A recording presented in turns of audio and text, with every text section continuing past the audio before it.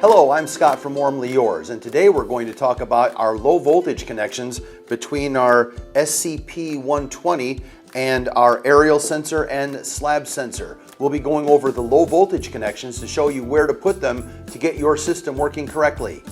Here we can see our controller, and down here we have our in-slab sensor, which tells the controller what the temperature of the slab is at all times, and also our aerial sensor, which senses the temperature of the air and also if it's snowing or not.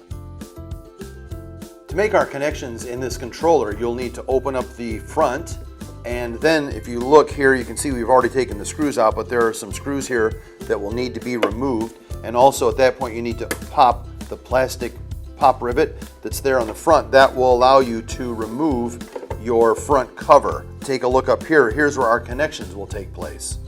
We've taken the metal bracket out of the box to make it easier to see your connections, but the connections we're going to be making are right along here, and you can see each one is numbered. So we'll be putting the corresponding sensor into its corresponding screw.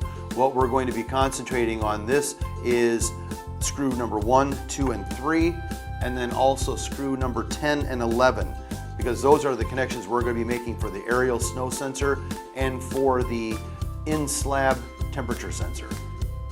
Now we can take a look at the wiring terminal strip, and if you look here, we've got terminals 1, 2, and 3 and terminals 10 and 11.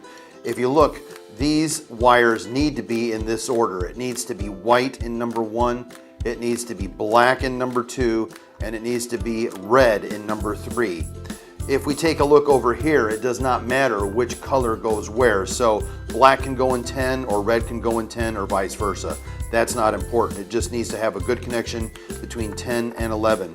If you look at the connection here, you can see where there's not a lot of extra wire hanging out. That way there's no chance of getting a short. If the wires do happen to get crossed inside here, it is kind of tight in here to wire. So you want to make sure that you don't have a lot of spare wire that is sticking out. You want the insulation to be pretty close to this. These are simple screw down connections. So you'll need a small screwdriver like this one, and the screw is screwed here from this direction.